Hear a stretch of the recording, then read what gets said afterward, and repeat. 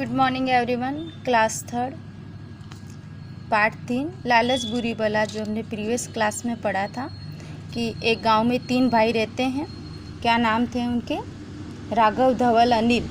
सोनपुर गांव में रहते हैं। उनके घर एक सन्यासी बाबा आते हैं। वो उनकी बहुत सेवा करते हैं। सन्यासी बाबा उनसे खुश हो जाते हैं और तो वो उनसे कहते हैं कि बेटा तुम मेरे साथ चलो, मैं तुम्हें ऐसे काम बताऊंगा जिससे जीवन में खुशियाँ आएगी। तीनों खुश होकर चलते हैं। तो रास्ते में बड़े वाले भाई से साधु बाबा पूछते हैं कि तुम्हारी क्या मनोकामना है, क्या इच्छा है? तो बोलता है कि मुझे बहुत बड़ा खेत मिल जाए। सन्यासी बाबा अपनी झोली से कुछ फूल बिखेरते हैं तो खेत हो जाता है। और फिर उसके मन में लालच आ जाता है तो वो बोलता है कि इसमें गेहूँ की फसल भी होनी चाहिए। तो सन्यासी बाबा अपनी झोली से कुछ मोती बिखेरते हैं तो उसमें गेहूँ की फसल लहराती है। उसके बाद राघव, थोड़े दूर चलने के बाद राघव से पूछते हैं कि तुम्हारी क्या इच्छा है?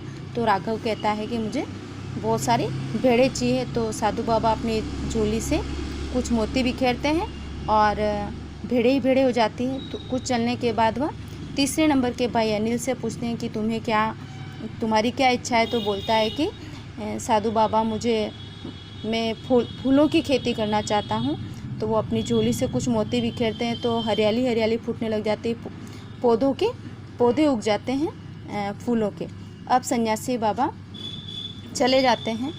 अब हफ्ते भर के बाद उसमें फूल खिल जाते हैं। अगले दिन तीनों भाई इकट्ठे होते हैं। अब उन भाइयों के मन में क्या लालच आ जाता है।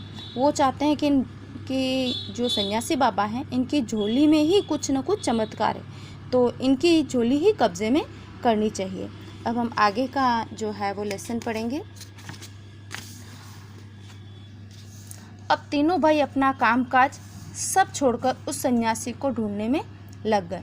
तीनों भाई अपना सारा काम छोड़ करके उस सन्यासी को ढूंढने में लग गए। उनको ढूंढते ढूंढते कई दिन लग गए। उनको कई दिन लग जाते हैं, परंतु वह सन्यासी उन्हें नहीं मिलता है। अब तो उनकी उम्मीद भी टूट जाती है। उनकी आशा ख़त्म हो जाती है कि अब हमें सन्यासी बाबा नहीं मिलेंगे। तीनों वापस अपने गांव की ओर चल दिए। तो आखिरी में क्या करते हैं वो कि अपने अपने गांव की तरफ चल पड़ते हैं।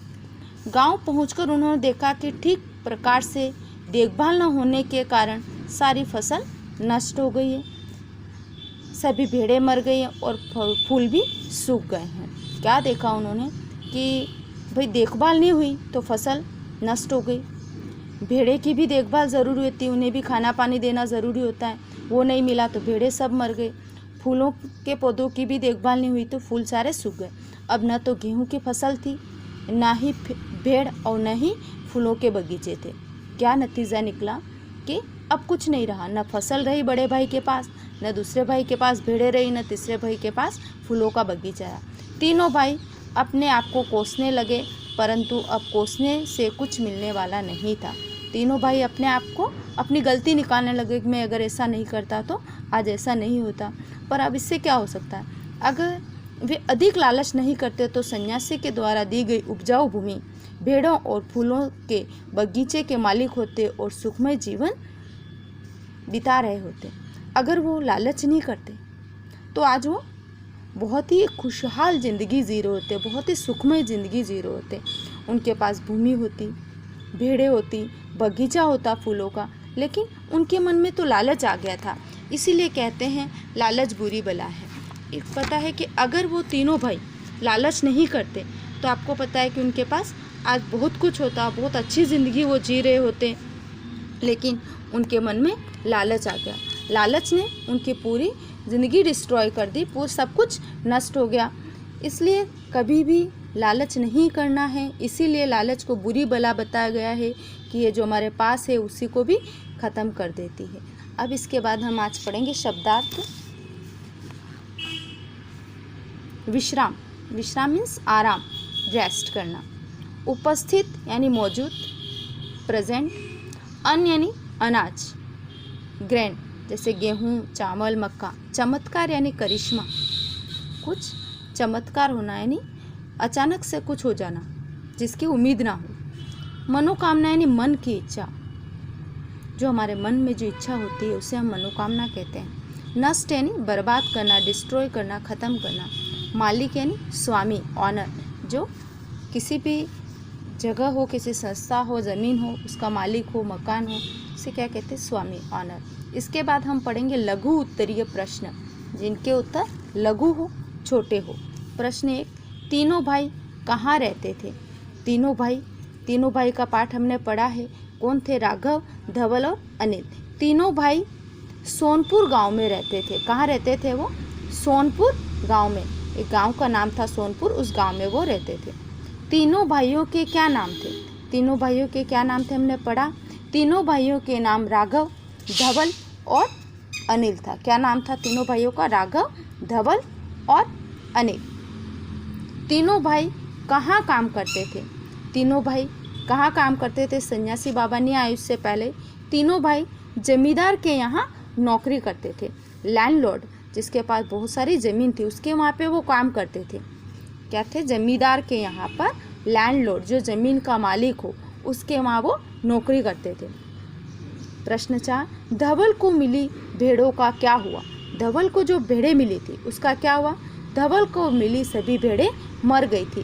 क्यों मर गई थी? क्योंकि उनकी देखभाल नहीं हुई थी, उन्हें चारा पानी नहीं मिला था। बिना खाए पिए भूख से तो सभी मर जाते हैं।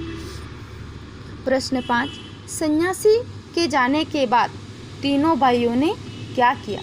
सन्यासी बाबा चले गए, उसके बाद तीनों भाइयों ने क्या किया? सन्यासी के जाने के बाद तीनों भाई इकट्ठे हुए और सन्यासी की झोली को अपने कब्जे में करने की बात की। सन्यासी बाबा चलने के बाद तीनों भाई इकट्ठे होते हैं और उनके मन में लालच आ जाता है, तो वो क्या सोचते हैं कि सन्यासी बाबा की झोली में ही सब कुछ जादू है, सारा चमत्कार इसी में है, यानी कि सोने के अंडे देने वाली मुर्गी है, तो इसे ही अपने कब्जे में करना है। आप जानते हैं ना, सोने के अंडे देने वाली मुर्गी वाली बात, आपने कहानी आपने सुनी होगी।